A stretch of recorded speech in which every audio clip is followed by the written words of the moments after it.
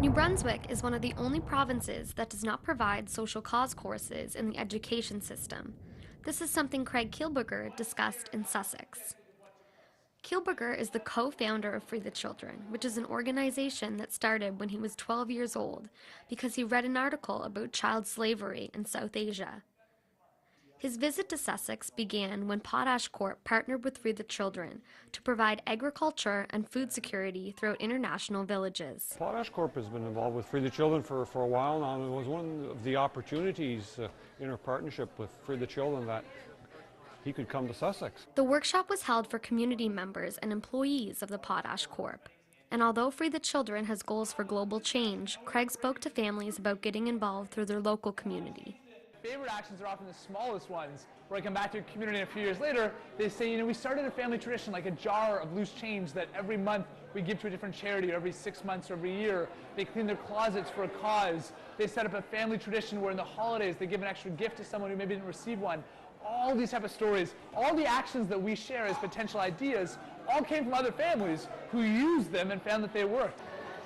Children and parents separated into groups and brainstormed ways to make their small town a better place.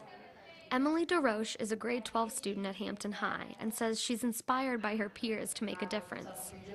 Like when we were talking with the stuff you could do today, one of them was like posting a status on Facebook or like sharing a link to like an article about something that's going on in the world. So like even little things like that like can make a difference.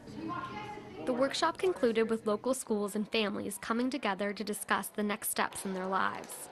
For some, it's going to be simple acts of kindness that slowly improve their community. It could be something simple as just like picking up a piece of garbage you see, and it makes a big difference in the end.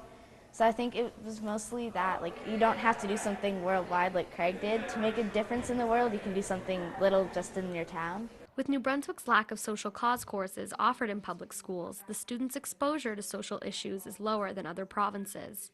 Craig hopes more education on service learning will develop across Atlantic Canada. When it comes to schools, especially in Canada, I hope that they'll embrace this in more provinces. Ontario, BC, Newfoundland all have these type of requirements. I hope that we'll see this across Atlantic Canada, across all of Canada.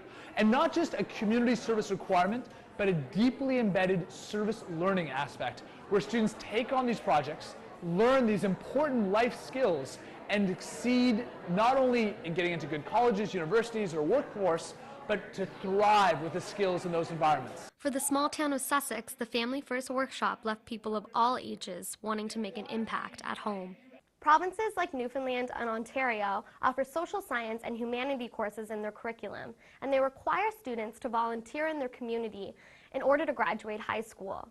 Now, although New Brunswick does offer a selection of courses that touch on civic engagement, there is no volunteer work in their community required for them to complete high school.